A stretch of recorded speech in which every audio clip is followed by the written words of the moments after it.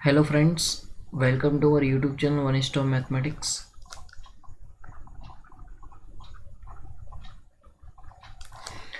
So in this video we discuss the remaining question of first full free test series. Okay, तो आपके 15 questions remaining है।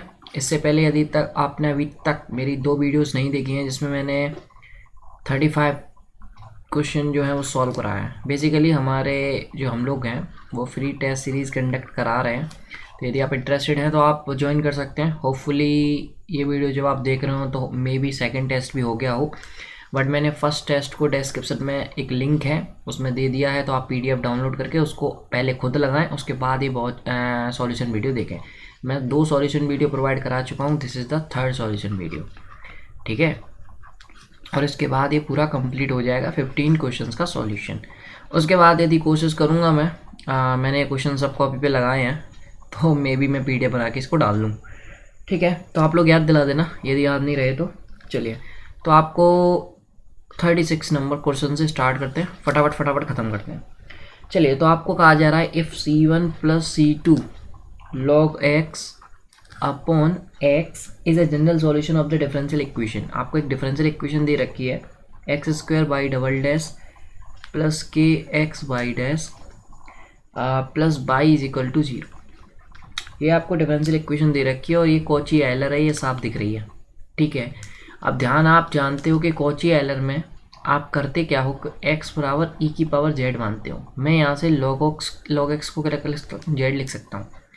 तो यहाँ पे आप जरा इस फॉर्म को सीधा करना, C1 + C2z अपॉन x को आप जब लिखोगे तो e⁻z। अब इसको और आगे ले जाओ तो C1 + C2z e⁻⁻z। इसका मतलब दो सेम रूट्स आ रहे होंगे, उनका जो रूट्स है वो क्या है, -1 है। तो -1 को आप क्या लिख सकते हो, m+1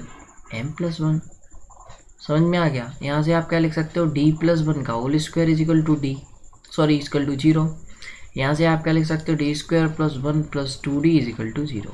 तो बेसिकली अब आपको k की वैल्यू आराम से पता चल जाएगी। कैसे, अब देखते हैं। इस इक्वेशन को आप d के फॉर्म में कन्वर्ट करो तो d−1 plus k d plus 1 is equal to 0, d² - d plus k d plus 1 is equal to 0। तो अब मैं k की जगह क्या पुट करूँ कि 2d आ जाए, तो 3 पुट करो बेसिकली। तो जी दिस इज योर आंसर। तो ये जो ऑप्शन है वो है आपका ए ऑप्शन, और यही आपका ट्रू हो गया। चलिए, और ये आपका क्वेश्चन नंबर 37। क्वेश्चन नंबर 37 पे आते हैं। तो क्वेश्चन नंबर 37 में आपको एक इक्वेशन दे रखी है, y" + 4y is equal to e⁻t2, ठीक है। d², ये थोड़ा सा लैप ही मेरा हैंग करता है तो सॉरी फॉर डैट, जल्दी ही मैं इसको सही करा दूंगा। तो इसको आप कैसे करोगे, d² + 4y is equal to 2e⁻t। यहाँ से आप डायरेक्टली m की वैल्यू निकाल सकते हो, ±2i, ठीक है। You can easily find out. और pi देख लेते हैं, बाद में डायरेक्टली हम सॉल्यूशन लिख लेंगे, ठीक। और ये क्या हो जाएगा, 1 + 4 2e⁻t/5। फटाफट सॉल्यूशन लिख लो, आप सभी को आता है, इसमें तो कोई दिक्कत है नहीं। और जिसको भी प्रॉब्लम है वो ग्रुप पे आके डिस्कस कर सकता है, ठीक है। ओके, तो this is the final solution. आप सबसे पूछा क्या जा रहा है वो देख लेते हैं। आपसे पूछा जा रहा है ये पूछा जा रहा है, लिख देता हूँ, limit t tends to infinity e⁻−t of y of t। तो बेसिकली t में है बट मैंने x में ले लिया, नो इशू, ये t कर लो। चलो, तो अब मैं e⁻−t का मल्टीप्लाई इस टर्म में करूँगा, इस टर्म में जो आपका CF आया है। तो ये basically at t tends to infinity this will goes to 0, और इसमें करोगा तो ये आएगा आपका 2/5। तो बेसिकली द आंसर इज 2/5। तो option is B. I hope you understand, this is very easy questions of differential equations, ठीक है। 38 नंबर पे आते हैं। आपने सबने किए होंगे, और नहीं किए हैं तो आप थोड़ा सा फोकस करो ऐसे क्वेश्चंस पे, आएंगे। 3y' प्लस 2y e⁻x हो गया। अब आपको क्या करना है, इसका निकालना है। तो फर्स्ट ऑफ ऑल आपको d का इक्वेशन पता होना चाहिए, तो d² + 3d plus 2 is equal to 0। और यहाँ से आपका क्या बना, D square plus 2d plus D plus 2, common ले लो फटाफट। तो यहाँ से बनेगा डी प्लस 2 और डी प्लस 1। ठीक है, ये बेसिकली ये वाला स्टेप आप ब्रैकेट्स हटा देना मैंने अजीब गरीब स्टेप लिखा है, कोई नो इशू। चलिए आप ध्यान रखना उस चीज़ का, नहीं आपको सर ये क्या लिखा है वो ब्रैकेट्स अपने आप ही लगा दिए मैंने, पता नहीं क्या हो गया। चलिए कोई बात नहीं, पी आई निकालते हैं। तो पी आई आपका आएगा डी प्लस 2 और डी प्लस 1 और ई ई एक्स। तो बेसिकली यहाँ पे आप लगाओ जनरल फॉर्म। और जनरल फॉर्म कैसे, देखो आपके पास दो तरीके हैं, या तो इसको एक सेपरेट करके फिर 2 बार लगा दो, या फिर मैं डायरेक्टली भी 2 बार लगाऊंगा तो काम चल जाएगा। और कैसे लगाई जाती है वो देख लीजिए। ई की पावर माइनस एक्स बाहर, इंटीग्रेशन ई ई एक्स ई की पावर एक्स डी एक्स। ठीक है, बाहर व माइनस के साथ, अंदर प्लस के साथ। ध्यान रखना, यदि यहाँ पे ये माइनस आया होता ना, ये प्लस डी प्लस 1 की जगह माइनस, तो बाहर प्लस अंदर माइनस हो जाता। ठीक है, तो इसको आपको ध्यान रखना है। तो देखो यहाँ पे अब e की पावर x को मैं t मान ले रहा हूँ, तो e की पावर x डी एक्स बराबर डी टी। तो 1/d प्लस 2 और e की पावर माइनस एक्स, तो ये e की पावर t dt हो गया। तो e की पावर t अब मैं हटा दे रहा हूँ, डायरेक्ट कर देता हूँ e की पावर t का e की पावर t इंटीग्रेशन, e की पावर t को क्या माना था, e की पावर x। तो बेसिकली ये आया ना फाइनल। अब सिमिलरली बेसिस पे आपको क्या करना है, इसको जब आप लगाओगे तो e की पावर माइनस 2x बाहर, इंटीग्रेशन ये पूरा टर्म e की पावर माइनस एक्स, e की पावर x और e की पावर अंदर 2x dx। समझ में आ रही है बात? मतलब ये कि ये अब पूरा एक टर्म के लिए वर्क करेगा, तो ये पूरा टर्म एक अंदर इंटीग्रेशन। और मैंने यहाँ पे क्या बताया, जब ये ऑपरेट करते हैं तो बाहर माइनस अंदर प्लस। बात समझ में आ गई? ये कैसे आया? अब देखो बाहर वाला सेम टू सेम ही रहेगा, अंदर वाला ये देखो क्या है माइनस, ये क्या है प्लस। तो ये कैसे हो गया, e की पावर x e की पावर 1x, बिकॉज -1 + 2 + 1 dx। और इसका इंटीग्रेशन अभी आप ऊपर करके आए हो, क्या आ रहा है, तो इसको तो मैं आप दोबारा बताऊंगा नहीं, e to power x। This is the final answer of your question which is P of this question. So the correct answer आप ढूंढ लेना, I think maybe the B option match कर लेना, मे भी गलत बता रहा हूँ कभी भी, तो वो आपका हेडेक है ये। चलिए 39, ओह 39 में एक इशू ही हो गया था पेपर के टाइम कि यहाँ पे मैंने कर भी नहीं लिखा। I am really sorry to you, बहुत सारे लोगों का ये क्वेश्चन हो जाता, बट बिकॉज ऑफ मी मैंने कब दे तो दिया था, बट वो लोग क्वेश्चन कर रहे थे paper. So sorry to you, जिसको ये क्वेश्चन आता था वो अपना 4 मार्क्स ऐड कर लेना, but this is very simple question. Like मैंने इसको कर बाद में दे दिया था, बट आप बहुत सारे लोगों ने दिखा नहीं था, तो sorry for date. y/x³ 3x², ये काट के क्या बचेगा आपका 3y/x, और यहाँ पे हम क्या कर देते हैं -dx/dy कर देते हैं। अब तो मल्टीप्लाई करना और कुछ करना ही नहीं है। ठीक है, इंटीग्रेशन ले लो दोनों तरफ, काम ओवर। तो यहाँ पे बेसिकली मैं फाइनल रिजल्ट लिख दे रहा हूँ और आप इसको मिला लेना। तो दिस इज योर आंसर। अब ये कहोगे सर कैसे आ गया, इसका x² करो, ये लिख लिया, /2 आया। इसका करोगे तो भी /2 आएगा, थ्रू से 2 हटा दिया, जो कॉन्स्टेंट है वो नया कॉन्स्टेंट C2 ला दिया, ये माइनस भी आएगा, इधर से भी माइनस है, तो बेसिकली वो माइनस कॉन्स्टेंट में चला गया। तो this is the final answer. ठीक है, तो यह ऑप्शन आ गया आपका डी। चलिए आगे बढ़ते हैं। तो आगे बढ़ने से पहले चलिए 40 number question. 40 number question is quite easy, initial value problem है, बहुत अच्छी इक्वेशन आपको दी गई है, सोचने पे थोड़ा सा मजबूर करेगी। ए इज़ ग्रेटर देन 0, ठीक है, हैज एटलीस्ट ओके। तो ये आप लिख सकते हो dy/√y, और नीचे जो dx था वो इधर कर सकते हो, दोनों टर्म इंटीग्रेशन ले सकते हो। तो y की पावर 1/2 2 आ जाएगा, और यहाँ पे x + c आ जाएगा। जब आप c की वैल्यू निकालोगे तो बेसिकली c की वैल्यू आपके पॉइंट ऑफ व्यू से आएगी 2a की power 1/2। This is the value of c if you put this. ठीक है, तो यहाँ पे हम 2y 1/2 = x + 2e⁻²। ये आपका फाइनल सॉल्यूशन आ गया। आप जानते हो कि ठीक है, यदि इसके पास बेसिकली ये कितने सॉल्यूशन है, इन्फिनाइट है। ठीक है, जब भी a 0 होगा तो इसके पास इन्फिनाइट सॉल्यूशन होंगे। ओह शिट यार, wait for a minute friends, my pen is not working because of computer issues, so wait for some minutes, अरे लोडिंग हो रहा है अभी, तो वेट ए मिनट, आप आगे बढ़ा सकते हैं वीडियो को। ये तो ओके रह गया, हाँ ना, ठीक है। तो मैं ये कह रहा था कि इसमें कहा जा रहा है कि फर्स्ट ऑप्शन देख लेते हैं, ऑप्शन से डिस्कार्ड करते हैं। आपसे कहा जा रहा है ओके, द फर्स्ट ऑप्शन कि यदि इफ़ ए इज़ ज़ीरो, यदि ए ज़ीरो है तो इसके पास कितने सॉल्यूशन है? इन्फाइनाइट सॉल्यूशन है। आप जानते हो ये सब चीज़ें, ठीक है। इसके बाद इन्फाइनाइट सॉल्यूशन है, तो वो तो ये कह रहा है ना एटलीस्ट 2 सॉल्यूशन, तो जब इन्फाइनाइट है तो 2 तो होंगे, दिस इज ट्रू। बी पे आओ, बी पे क्या कह रहा है? No solution. देखो ए बराबर 0 पे इसके पास इन्फाइनाइट सॉल्यूशन है, तो ए से बड़ा लोगे तो भी बहुत सारे सॉल्यूशन हो गए, ठीक है। तो नो सॉल्यूशन का तो ऑप्शन ही नहीं आता, this is wrong. A is at least 1, देखो एटलीस्ट 1 का मतलब एक तो है ही है, उससे ज़्यादा होंगे तो भी चलेगा, इसलिए सी भी ट्रू हो गया।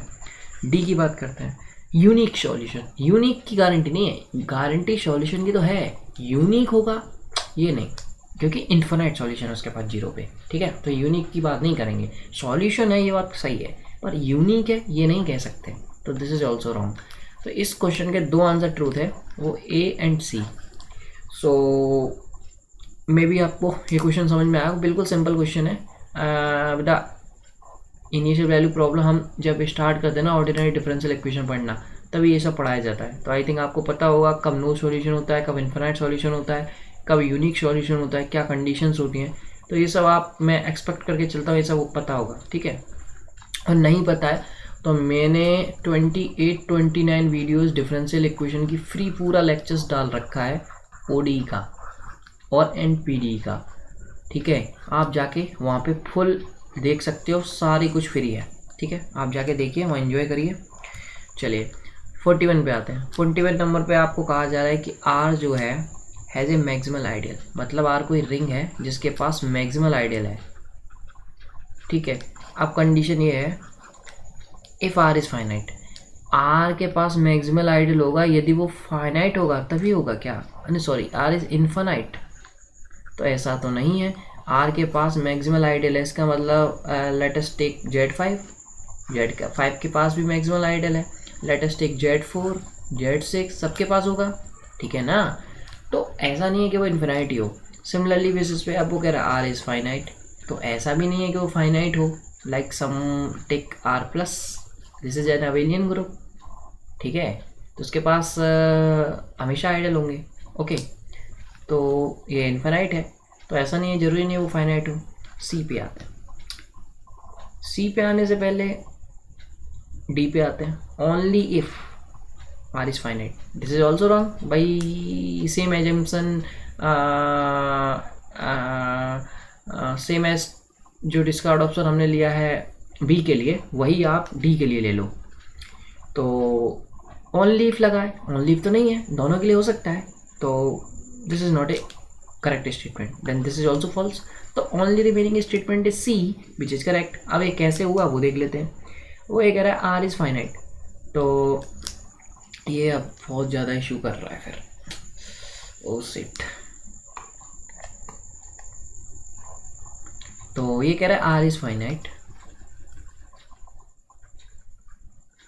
Are is finite with at least 2 elements. 2 elements इसलिए क्योंकि कोई भी मैक्सिमल आइडियल होता है वो हमेशा प्रॉपरली कंटेंड होता है, खुद जो वो ग्रुप होगा या फिर किसी का भी ये मैक्सिमल आइडियल है या फिर रिंग है उसमें प्रॉपरली कंटेंड होता है, ठीक है। Like suppose R is a ring, तो A is a maximal ideal, then A is properly contained in R, बात समझ रहे हो।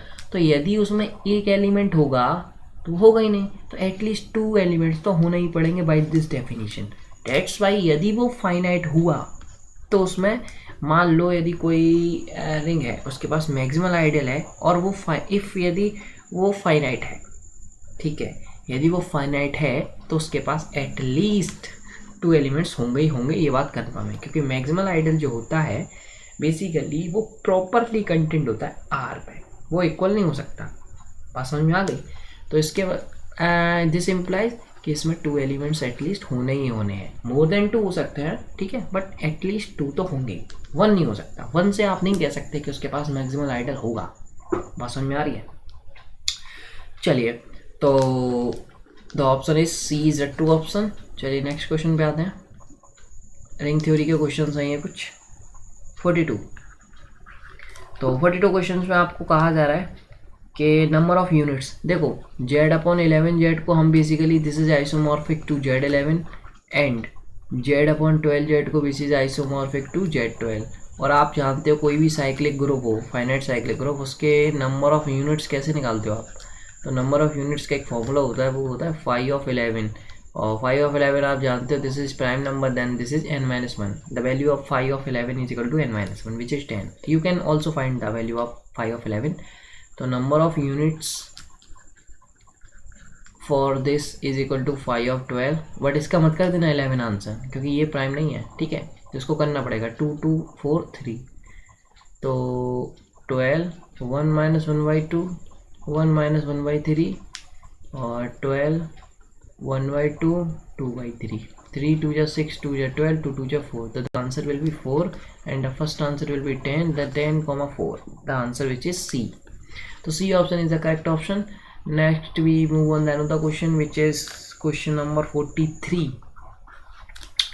तो 43 में आपसे करेक्टरिस्टिक पूछा गया है। तो characteristic of the ring Z 6Z, 6Z का करेक्टरिस्टिक क्या हो सकता है? मतलब करेक्टरिस्टिक की डेफिनेशन नहीं पता तो मैं बता दूं, for least positive integer m dot a is equal to 0 for all a belongs to the ring, ठीक है, जो भी आपको दी गई है। और ये m जो है वो पॉजिटिव लीस्ट पॉजिटिव इंटीजर होता है।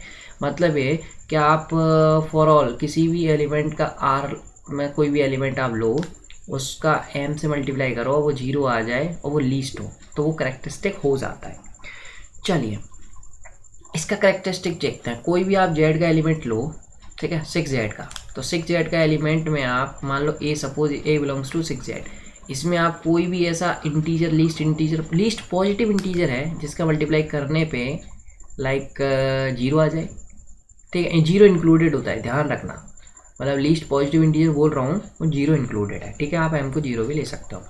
तो आप ऐसा बताओ, क्या कोई ऐसा चीज़ है अदर देन 0 कि ये a को 0 कर दे? कभी नहीं मिलेगा। इंटीजर्स जो आपको है उसको 0 आप कभी नहीं कर सकते यदि आप जब तक 0 का मल्टीप्लाई नहीं कर रहे हो, यदि आप z के ऊपर बात कर रहे हो, ठीक है। तो इसको 0 होना पड़ेगा, तो m शुड भी 0, अदरवाइज ये कभी भी 0 नहीं होगा। तो इसके पास जो करेक्टरिस्टिक है वो क्या है? 0 है। बात समझ में आ गई?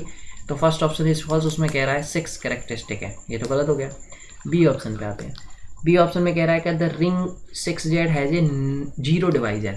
जो 6Z है, ठीक है, इसके पास 0 डिवाइजर होगा। 0 डिवाइजर का मतलब दो नॉन जीरो एलिमेंट लो, मतलब a एंड b का मल्टीप्लिकेशन किया और ये 0 आ जाए।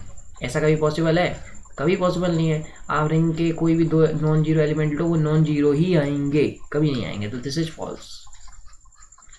चलो सी पे आते हैं। सी में कह रहा है Z/6Z, अभी समझाया था, this is isomorphic to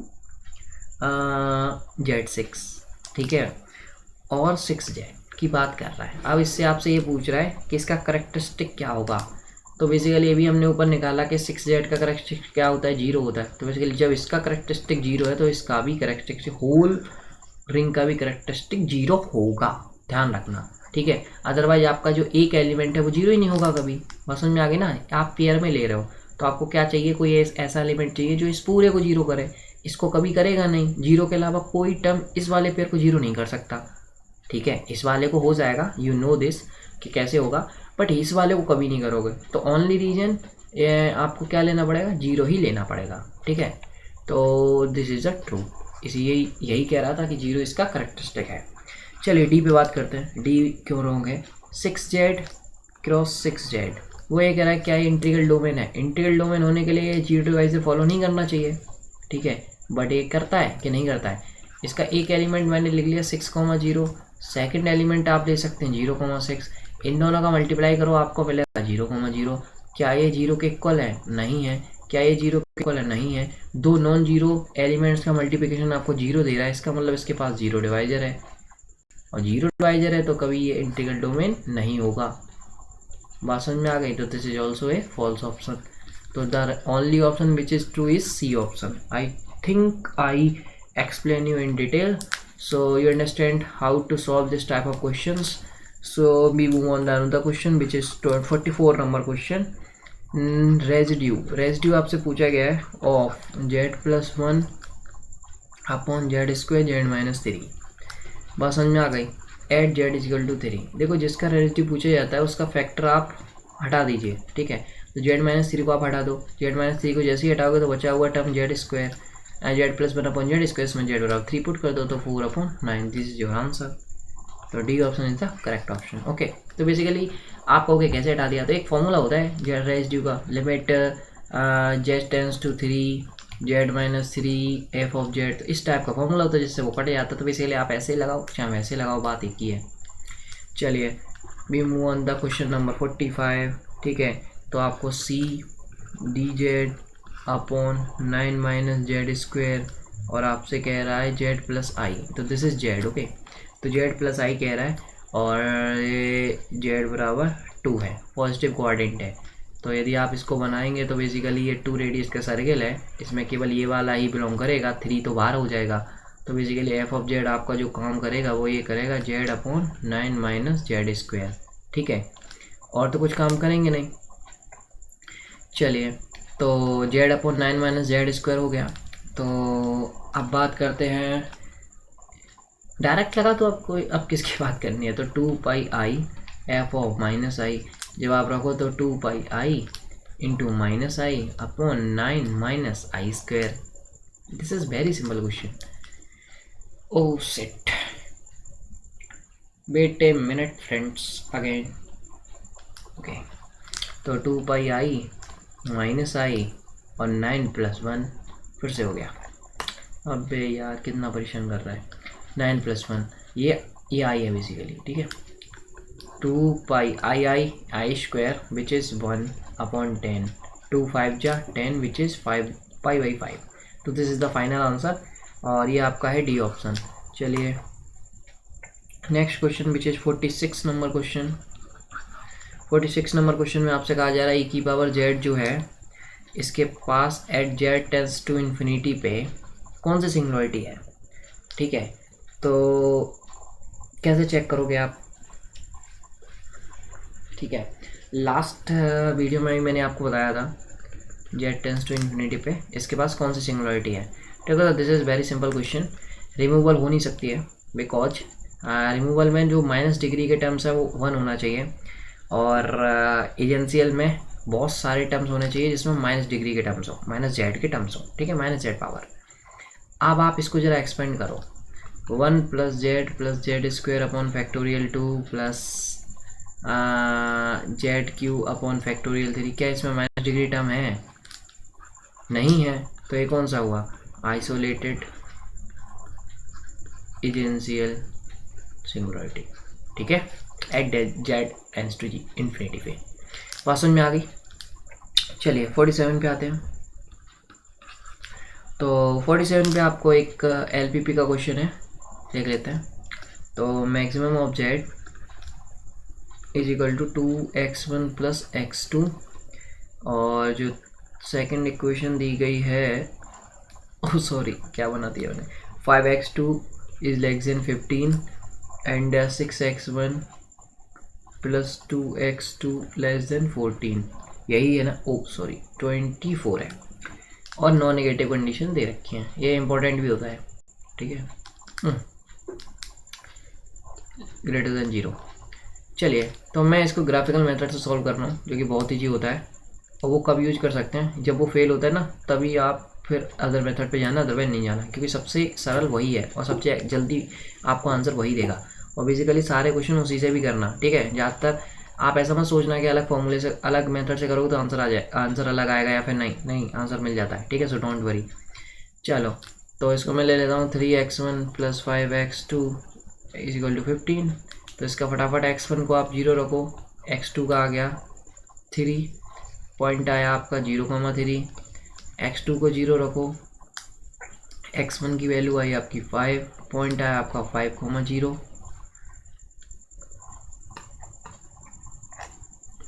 next equation आपकी है 6x1 + 2x2 = 24। तो x1 को 0 रखो, x2 की वैल्यू आई 12, x2 को 0 रखो, x1 की वैल्यू आई 4, ये आपका पॉइंट आया 0,12, ये आपका पॉइंट आया 4,0। Got it. आप ट्रेस कर लो।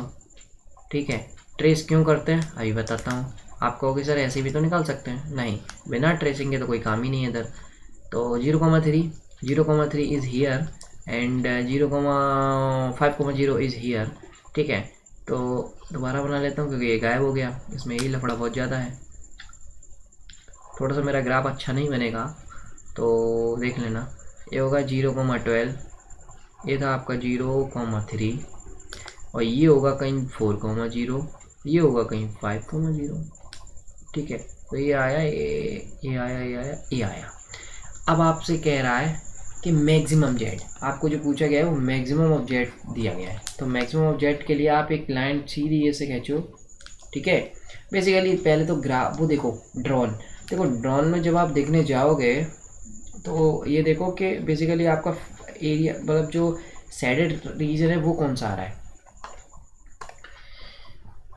आज तो बहुत परेशान कर दिया इसने लैपी ने, मुझे लग रहा है कि आप वीडियो बनाना भी पॉसिबल नहीं रहेगा, इतना हैंग। ओ शिट यार, देखो यहाँ पे ये लेस देन है। ठीक है, तो लेस देन का मतलब जो लाइन आपने खींची है उसके नीचे का रीजन लो। देखो इसके नीचे का रीजन ये पूरा है, ठीक है, बट इसके नीचे का रीजन क्या है, ये समझ में आ गया। तो दोनों के कॉम्बिनेशन में अब आप सब कहोगे नीचे क्यों नहीं जा रहे हो। नीचे इसलिए नहीं जा रहे क्योंकि आपको नॉन नेगेटिव कंडीशन दे रखी है ना, ये बात समझ में आ गई। ये आपको नॉन नेगेटिव कंडीशन क्या रखी है, जीरो हो सकती है और जीरो से बड़ी, इससे नीचे नहीं होगा। तो बेसिकली फाइनल रीजन क्या होगा, ये होगा। बात समझ में आ गया। तो ये आपका फाइनल रीजन है ये वाला। तो अब आपको लाने सीधा स्ट्रेट लाइन, अब इसको धीरे धीरे ऊपर ले जाओ। तो बेसिकली आपको जो हाईएस्ट मैक्सिमम ऑफ जेड किस पे मिलेगा, ध्यान से इस पे एक लाइन खींचो पैरेलल टू दिस, खींच लिया। अब इस पे एक सीधा लाइन आपने खींचा क्योंकि स्ट्रेट है। अब इसको नीचे लाओ ध्यान से, या फिर ऐसा करके तिरछा लाइन जो लेते हैं ना, लाइक दिस लाइन। ठीक है, इसको आप सीधा करके ले जाओ तो लास्ट किस पे टच करेगा, इसी पॉइंट पे टच करेगा, which is the intersection point of two lines. ठीक है, बात समझ में आ गई। तो इंटरसेक्शन ऑफ टू लाइंस, और टू लाइंस कौन सी थी, one is this and the one is this. ये सब आपको पता होगा इसलिए मैंने जल्दी से समझा दिया, और नहीं पता है तो आप फिर अच्छे से समझ लेना। तो फर्स्ट इक्वेशन क्या थी आपकी, 3x1, मैं दोबारा लिख रहा हूँ, is equal to 15, and the second equation which is 6x1 plus 2x2 is equal to 24। इसमें क्या करो, 2 का डिवाइड दे दो, 3x1 plus x2 is equal to 12। 3x1 की वैल्यू निकाल लो, 12 माइनस x2, इसको उठा के इसमें पुट कर दो। तो जैसे ही पुट करोगे तो ये आ गया आपका, नीचे लिख देता हूँ, ये आपका आ गया 12 minus x2 plus 5x2 is equal to 15। This implies x2 4x2 will be 3 और x2 will be 3/4। चलो, तो x2 3/4 आ गया, बट अभी आपने ऊपर क्या निकाला था, 3x1 plus x2 is equal to 12, और 3x1 is equal to 12 minus अभी आपने क्या निकाला 3/4, तो 45/4, और यहाँ से 3 से काट तो 15 बार, तो 15/4, तो 15/4 3/4, basically C option is the correct. तो कुछ था नहीं उसमें बेसिकली। ठीक है, 48 नंबर क्वेश्चन। 48 नंबर क्वेश्चन में एक आपको चार्ट बनाना है, और दिस इज ट्रांसपोर्टेशन प्रॉब्लम। मैंने हर क्वेश्चन को ध्यान से रखा था कि कोई क्वेश्चन रहने जाए। ट्रांसपोर्टेशन प्रॉब्लम कैसे करते हैं, ये नॉर्थ वेस्ट कॉर्नर मेथड है। ठीक है, north west corner method. Okay, तो 2 3 5 1, ये है आपका 7 3 4 6, ये है 4 1 7 2, 4 1 7 2, इधर कर लो 7 9 18, ये हो गया 5 8 7 14, और दोनों का एडिशन करोगे तो ये आएगा 34। ठीक है, अब हमें कुछ लेना देना नहीं है। सबसे पहले पहली रो में पहुंच जाओ, पहला कॉलम पहला रो का फर्स्ट एलिमेंट। यहाँ पे आप इस रो में आप 7 दे सकते हो, मतलब यहाँ पे आपको एलोकेशन करनी होती है। तो यहाँ पे 7 की गुंजाइश है, और 2 पे आप कितना दे सकते हो, 5 दे सकते हो। तो यहाँ पे टोटल दे दो 5, क्योंकि हम 7, अब 7 में से कितनी बची 2, तो नीचे आ जाओ, 2 यहाँ पे दे दो पूरी, ये ख़त्म, ये ख़त्म, ठीक है। अब 2 ये तो पूरा हो गया, बट इधर अभी बचा है, तो बचे हुए क्या है यहाँ पे हम कितनी 8 हैं, तो हम कितनी और दे सकते हैं 8 पूरी पूरी यहाँ दे दो, क्योंकि यहाँ पे अभी और 1 बचेगा, तो ये हाल के हाल ये भी ख़त्म। गलत हो गया, क्यों? क्योंकि हम 2 यहाँ से ले चुके हैं ना, तो हम 6 ही दे सकते हैं, इसके पास अभी 6 ही बचा है, ठीक है। तो 6 बचा, ये ख़त्म हो गया। अब हमें नीचे तो 3 और बचे ना, तो यहाँ पे दे दो 3 हमने दे दिया, ये ख़त्म हो गया। अब ये बेसिकली यदि आपने प्रैक्टिस नहीं की है ना, तो ये समझ में नहीं आने वाला, ठीक है। ये मैं गारंटी के साथ कह सकता हूँ, यदि आपने इसको नहीं पढ़ा है कभी मतलब इससे पहले, तो नहीं समझ में आएगा, क्योंकि ये बहुत लंबा एक मेथड है। लगता मेरे को तो अभी बहुत ईजी लग रहा है, मैं करता जा रहा हूँ, बट पता नहीं आपको समझ में आ रहा कि नहीं आ रहा होगा। बट आप कोई भी LPP की बुक लो, उसका पहले इसका मेथड देखो कैसे अप्लाई होता है और कैसे कैसे करना होता है, अदरवाइज ये नहीं आएगा समझ, ठीक है। फिर भी मैं एक बार फिर रिपीट कर दूंगा। चलिए, तो यहाँ पे आपने जब 6 लिया था तो ये बिल्कुल क्रॉस हो गया, बट यहाँ पे 9 में अभी रिमेनिंग क्या है 3, तो 3 मैंने नीचे वाली को दे दी, ठीक है। अब यहाँ पे कितना बचा 4, तो 4 मैं इसको दूंगा, और बचा आप क्या इसके पास 14, तो देखो 14 ही है। तो ध्यान रखना लास्ट तक ये सब सेटिस्फाइड करना चाहिए, अदरवाइज ये गलत हो गया, ठीक है। तो सबसे पहले क्या था, हमें यहाँ पे एलोकेशन देनी थी, ठीक है। आप इसको एलोकेशन दे सकते हो, एलोकेशन कहते हो। तो यहाँ पे कितनी गुंजाइश है 7 तक दे सकते हैं, बट आपके पास तो 5 ही हैं, तो 5 हमने दे दी पूरी पूरी। अब बची इसमें कितनी बची 2, तो 2 हम नीचे वाले को दे सकते हैं, ठीक है। तो हमने 2 दे दी, तो ये पूरा ख़त्म। अब इसी के आगे आ जाओ, ठीक है। आगे इसमें चॉइसेस थी 8 दे सकते हैं, बट हम 2 पहले ही दे चुके हैं, तो अब कितनी बची इसके पास 6 बची थी, तो 6 मैंने दे दी, बिकॉज यहाँ पे हमारी हम कितना तक दे सकते हैं 9 तक, तो हमने पूरा पूरा 6 दे दिया। बचा कितना 3 यहाँ पे हमने दे दिया, तो ये ख़त्म हो गया। और यहाँ पे कितना दे सकते थे 7, तो 7 में से 3 सब्ट्रैक्ट करेंगे 4 बचा, तो हम बेसिकली अब यहाँ पे कितना दे सकते हैं 4। अब बचा कितना नीचे 14 बचा था, और 14 अब लास्ट में बराबर कर दो, तो ये भी सेट ये भी सेट, ठीक है। अब जो मेन टास्क है वो क्या होता है, ये देखो, इसमें निकालना होता है आपको मिनिमम जेड। ध्यान रखना ये एक हाइडन वर्ड है जो लिखा रहता है हमेशा, आपको नहीं कहा जाएगा कि मिनिमम जेड फाइंड आउट करो, आपको कहा जाएगा solve the transportation problem. Basically transportation का मतलब होता है कि आपने एक सिटी से या फिर एक जगह से दूसरी जगह कोई चीज़ भेजी है, किराया दिया है, कुछ भी दिया है, तो वो देना। तो आप किस हिसाब से गए हो, तो वो हमेशा आदमी ट्राई करता है कि कम से कम हो, ठीक है। तो इसीलिए इसको मिनिमम जेड मान के चला जाता है। चलिए, इन सब का आपस में आप मल्टीप्लाई करो सबका, तो 2 × 5 प्लस 3 × 2, अभी आप सब कर लेना, तो इसका फाइनल आंसर जो है वो 102 है, ठीक है। मतलब 2 का 5 में करना, 3 का 2 में करना, 3 का 6 में, 4 का 3 में, 7 का 4 में, 2 का 14 में, वो सबको ऐड कर देना। So this is the procedure how to solve a transportation problem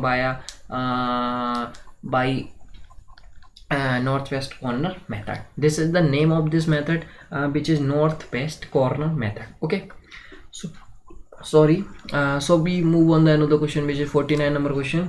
तो यहाँ पे बहुत सिंपल क्वेश्चन था ये, तो f(2) plus del square f(1) plus del q f(1). देखो, मैं हमेशा ये डेल वाले को e-1 से करता हूँ, ठीक है। तो आपकी चॉइस है, आप एक डेल जो है ये डेल ऑपरेटर डिफरेंशियल ऑपरेटर की तरह भी काम करता है, इसका फॉर्मूला होता है, तो आप उसको देख सकते हो, बट मैं कभी इसको यूज़ नहीं करता क्योंकि आदत में नहीं है। मैं e-1 f(2) और मैं h को मान के चल रहा हूँ कि ये 1 का काम कर रही है, ठीक है। तो e-1 का whole square f(1) plus e-1 का होल क्यूब f(1). अब फटाफट अप्लाई कर दो f(3). देखो, e में जब हम मल्टीप्लाई करेंगे तो एक बार जुड़ेगा, जितनी e की पावर होगी वो इसमें ऐड कर देते हैं, तो f(3) क्योंकि e का मल्टीप्लाई हुआ, माइनस f(2). अब e स्क्वायर, तो यहाँ हो जाएगा f(3) plus 1 plus f(1) minus 2f, तो 2f(2), ठीक है। e क्यूब f(4), ठीक है, f(4) प्लस का माइनस f(1), ठीक है, माइनस 3e स्क्वायर, तो minus 3f(3) minus minus plus 3e f(1) f(2). तो this is the final equation. अब काट लो f(3) which is f(3) minus time चला गया, f(2) ये भी चला गया, f(1) से f(1) चला गया, the remaining only is f(4). तो this is your answer which is B option, ठीक है। तो I hope you understand the method, कैसे कितना इजी रहता है ये क्वेश्चन। तो ऐसे क्वेश्चन हमेशा कभी भी डेल ऑपरेटर या फॉरवर्ड डिफरेंस पे आए तो आप e-1 या 1 - e इनवर्स से आप करें उसे, ठीक है। h की बात जब नहीं की जाती है तो अपने मन से ली जाती है, और जब कहा जाता है तो नहीं लिया जाता, ठीक है। तो एक कॉमन चीज़ है, ये आपको देखना है। आज इस लैपटॉप ने हरा दिया मेरे को सच में यार, सॉरी फॉर इनकन्वीनियंस फ्रेंड्स।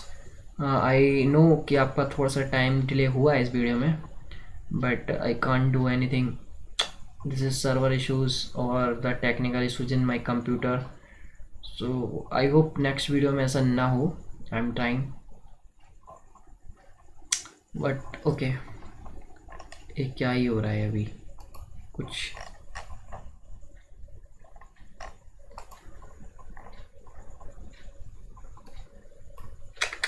बिल्कुल भी रेस्पॉन्ड नहीं कर रहा है मेरे को। चलो ठीक है, एक लास्ट ही क्वेश्चन बचा है। तो last question of the video is 50 number question, ठीक है। तो इसका वैल्यू आपको पूछा गया है, तो log 1 + del of F X upon F X क्या होगी। फटाफट सॉल्व कर लो, इसमें कुछ था ही नहीं। एफ ऑफ एक्स, डेल को मैंने e-1 ले लिया तो e of x minus f of x upon f of x.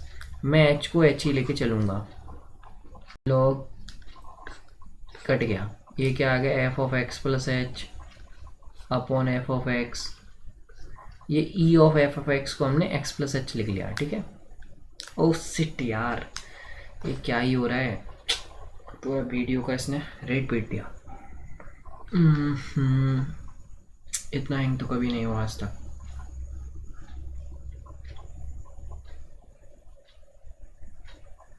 Okay, upon f of x, ठीक है। तो F of x plus h upon f of x, okay. तो इसको हम क्या लिख सकते हैं basically, log F of x plus H minus log F of x, ये लिख सकते हैं। चलो, और इसको हम क्या लिख सकते हैं, डिवाइडेड डिफरेंस, नहीं सॉरी, डिवाइडेड डिफरेंस नहीं है ये, forward difference log F of x, ठीक है। तो यही आपका फाइनल आंसर है, देख लो कौन सा है, ए ऑप्शन, ठीक है। तो ए ऑप्शन जो है वो आपका ट्रू हो गया। आई होप आपको ये समझ में आया होगा। और एक रिक्वेस्ट है सभी से कि आप बताना ये क्या इशू होता है, ठीक है। मेरे को ज़्यादा नॉलेज नहीं कंप्यूटर में, तो आप कुछ बता सकें तो मे बी हेल्पफुल रहेगा, ठीक है। एक इशू शायद one of you know about this कि क्यों हैंग कर रहा है बार बार, ठीक है। होपफुली द विंडो इश्यूज या फिर something other issues, so you can also help me out, ठीक है। तो यदि आपको नॉलेज है तो आप बता सकते हैं कमेंट में, तो मैं देख लूँगा उसे। And thanks for watching this video friends. तो मैंने पूरा पेपर फिनिश कर दिया आज, ठीक है। तो 50 क्वेश्चंस मैंने पूरे डिस्कस कर दिए। आपका जो फ्री फुल लेंथ टेस्ट था वो मैंने फुल सॉल्व कर दिया है, ओके। इसका जो रिटन सॉल्यूशन है वो मेरे को याद दिला देना कमेंट में, तो मेरे को जैसे ही मैं कल देखूंगा, बिकॉज अभी 4 o'clock हो रहा रात का, एंड ये वीडियो बना दी है मैंने। अब मैं सोने जा रहा हूँ, बट कल मेरे को याद रहेगा, देन फिर मैं आपको बता दूंगा। अदरवाइज़ आप लोग कमेंट जरूर करिएगा, देन मुझे याद रहेगा ना, देन आई अपलोड इट, ठीक है। So thank you so much friends, आप लोगों का इतना प्यार मिल रहा है, I am very glad. I think जो सॉल्यूशन वीडियो मैंने प्रोवाइड की हैं वो आपको पसंद आ रही होंगी। सो मिलते हैं नेक्स्ट वीडियो में, कल आपका पेपर है, best of luck to you. And मैं अभी अपलोड कर देता हूँ, सो देख लेना, आई होप कुछ हेल्प ही मिलेगी, ठीक है। Bye bye.